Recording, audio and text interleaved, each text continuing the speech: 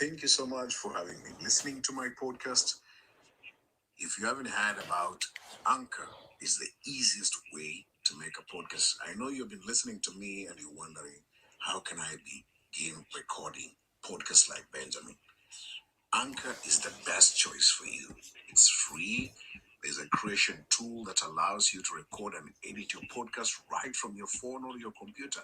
Anchor will distribute your podcast for you so it can be heard on Spotify, Apple Podcasts, and many more platforms. And you can make money from your podcast with no minimum relationship. It's anything you need to make a podcast in one place. So, hey, go ahead and download a free Anchor app or go to anchor.fm to get started. See you soon.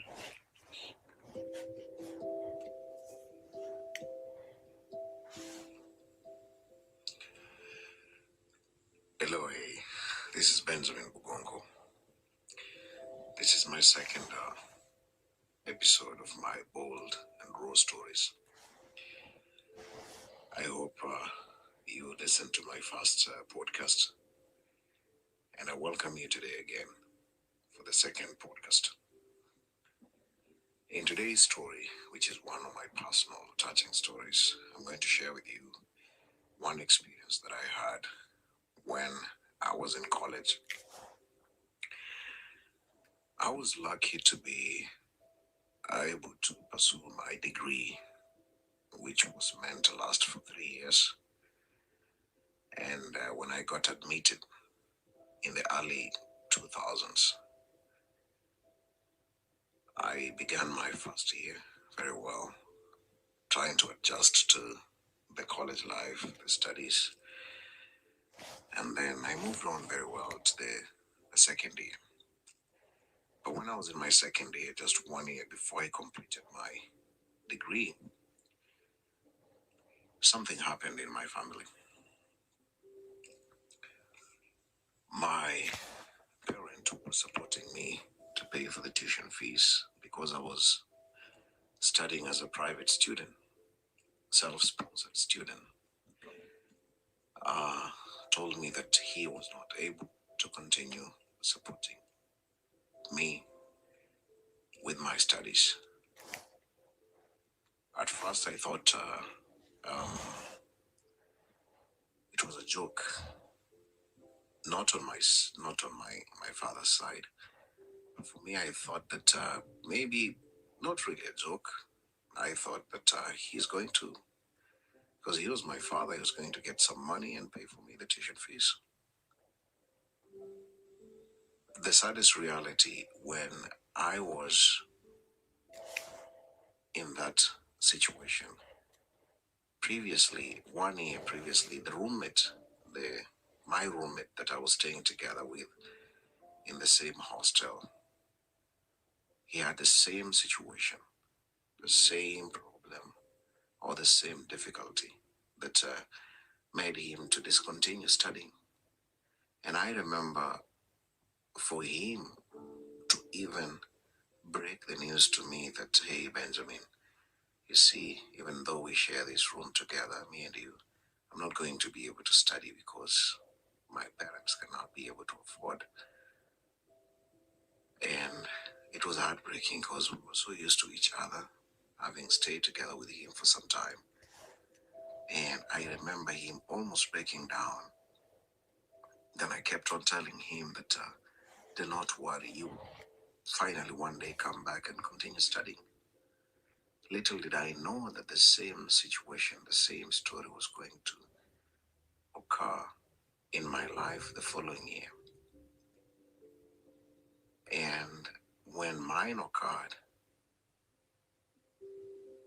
it took me back to his experience, my roommate, how he went through that journey to stay home for all that time. And now for me, it was my time also to discontinue studying. The saddest experience in the whole of this story was there was a condition that the college had put to all students that if you had not completed paying your tuition fees on time, you're not going to be allowed to sit for the exams. I had very desperate moments because I really wanted to do the exams, continue to study. I went to the academic office and finance offices. I pleaded with them. I told them that, hey, at the moment, my father is not able to pay. But once I complete doing my exams, then I will not receive the results until I pay. But still, they could not listen to that. I remember it was on a Tuesday when I was supposed to go and sit for the exams. And the first paper was to kick off at around 9 a.m. But the night before the exam, I was still preparing for that first paper, like revising and going through my notes. But in deep in my mind and in my heart, I knew I was not going to be allowed to enter into the exam room. And then I told one of my friends that was in that hostel where I was staying about my situation. Just briefly, I didn't tell him exactly what I was going through. I just mentioned and told him, you know what, I haven't paid my tuition fees and I'm not going to sit for these exams, but I'm just trusting God that the person I'm going to meet at the exam room entrance, he or she is going to allow me to go inside. And he kind of just told me, you know what, maybe it will work for you.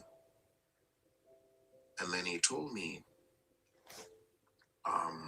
why don't you forge make fake pay slips,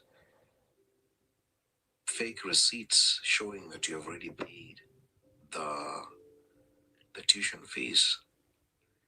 And I was like, I asked him, how can I do that? I haven't thought about doing that.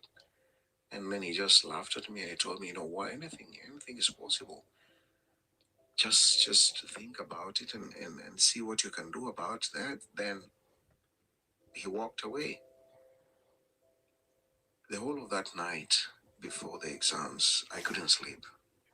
I asked myself so many questions.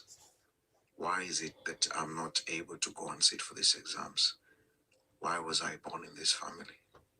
Why is it that my father or my parents cannot afford this for me? I had so many difficult questions without answers.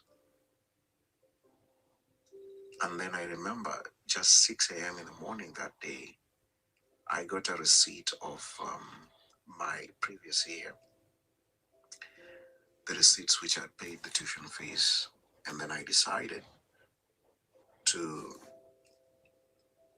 alter and wrap the year, change, like if you have the year, for example, 2019, change the number 19 to 2020. I wrapped the years and if you looked keenly, you could see that they were not really original payslips. I took my breakfast and then to I went to the exam room. When I reached the entrance, the first person I met was one of those lecturers who were very strict. He was always a very serious faced man. He never laughed, he never smiled. I think he was going through some kind of depression. Then he asked me for my exam card, which I didn't have. I told him that I'd misplaced it. And then he asked me for the payslips. I showed him the payslips confidently, but they were fake payslips. When he looked at them, he asked me, Benjamin, are you trying to fool me? Are these original payslips or they are fake ones? At that moment, my heart started racing fast because what the university had done, since they knew some students had done this thing that I was doing, They had even hired some security personnel, police officers, to find such cases and arrest those students, or maybe try to calm the situation if some students will be complaining they're not allowed to go and sit for the exams. So I knew that I had to respond and tell him they were fake, or insist they were not fake. And if they were going to be proven that they were fake, the consequences were going to be more difficult and more painful for me. At that moment, I looked at him and I just broke down into tears. I don't know, I just began crying. And I told him, honestly, they are not original, but forgive me. And if you can allow me to sit for the exams, it's okay. But if you cannot allow me, I'll walk away. The first thing that he did, he tore those papers, threw them down, actually threw them towards me. And he told me very painful statement that I'll never forget all my life. He told me, Benjamin, if you think that education is cheap, then you shouldn't be here. This is not the right place for you. And if you come from a poor family that cannot afford for you to sit for these exams, then you also don't belong here. Go away, or I call the police. These words are still fresh in my mind and in my heart. I will never forget that day. I will never forget those words, and I will never forget that lecturer. The students who were seated inside the classroom waiting to begin the exams, 97%, or even actually 99% of them didn't know that that was my situation. That was me not being able to sit for the exams because I couldn't pay the tuition fees. They didn't know about it. You see, as you're listening to this story, most of us, we don't tell people what we are facing, what we are going through, because you don't know, or you don't want them to know it. And you're thinking about how they will take it, how they will laugh at you. I mean, we rather keep it to ourselves, not to share it with anyone. And for me that day, when this lecturer told me these words, I walked away. I went back to my hostel. Of course, I applied for discontinuation of my studies for 1 year, and I wrote a handwritten letter to the academic officers telling them that, hey, I would like to discontinue my studies for 1 year because I'm not able to pay the fees. And once I'm able to pay the fees, I will resume and continue studying. It was also a very painful letter for me to write and take it and give it to the officers, and then pack my bags, go back home. Wow.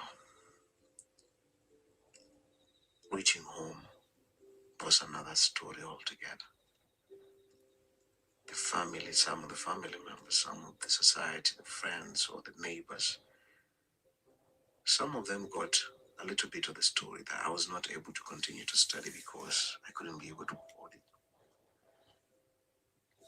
And that 1 year, me staying home for 1 year without studying, was very depressing. I went into drugs. I thought of committing suicide. I lost so much weight. I became hopeless. I hated myself. I hated my family. I felt like my life had come to an end. And I know you're listening to me. Maybe you've been in that situation before, where you feel like your world has come to an end.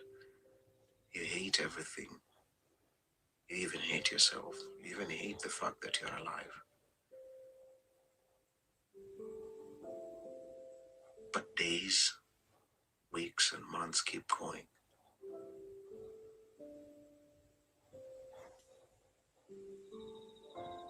Ah, I will never forget that journey. But the beauty about this story is, after staying home for 1 year, doing drugs, contemplating suicide, almost giving up in life, I was lucky to go back to study and complete my studies the final year. Graduated, got a job, and my life is still okay. This happened more than 10 years ago. And when you go through my social media platforms, maybe on Facebook under the name Benjamin J.R. Bugungu, or if you see my Instagram, Benjamin underscore Bugungu, you look at my pictures, you look at my posts. As I said in one of my videos in Facebook, social media allows us to show the best sides, the best moments of ourselves. And we don't get to see the other side of our lives when we have lost hope, depressed, and given up in life. We don't post that, we don't talk about it. And for me to share this story with you, yes, this is the truth and nothing but the truth. I have been there before. It was just one moment in my life. And every time I meet other setbacks, like I said in my first podcast, things will happen in your life where you question God, you question your existence, you question your family. But what we forget mostly is that all these things are not permanent. They come to an end. Nothing is really permanent. Even this podcast is coming to an end right now. Everything that happens for a reason. But what keeps me going is every situation, whether good or bad, is never permanent in our lives. And if you keep on telling yourself that, yes, I know I'm here, but one day, 1 week, one time, I will walk away from this situation, get better, get stronger. That's the only way you will move ahead, despite the things that you're facing right now. And if you don't believe in this, I just want to ask you this last question. How was your life 10 years ago? Can you, for a moment, for a second, picture out 10 years ago? Where were you at this time? How was your life? What were you doing? What were you experiencing at that moment? And you will see there are so many changes that have happened 10 years ago up to now in your life. The things that maybe something happened that you thought you will never walk out of it. Your world was coming to an end. And that's a reminder that even in the next 10 years from now, I'm sure you will not be where you are. I'm sure you will not be going through the same thing that you're facing right now. And I'm sure that your life could be much, much better compared to where you are at the moment. May this story inspire you. May this story remind you that nothing is permanent in this world. Everything comes to an end, and something beautiful will always come out of something that you thought was the ugliest in your life. Thank you so much for listening to this podcast. And remember, again, we can be friends. You can find me on my social media platform, Benjamin Junior Bugungu on Facebook, or Benjamin underscore Bugungu on Instagram, and also on my YouTube channel, Benjamin Bugungu. Let's be friends. Let's inspire others. And thank you so much once again for listening to me. Continue enjoying the rest of your day. See you in the next podcast.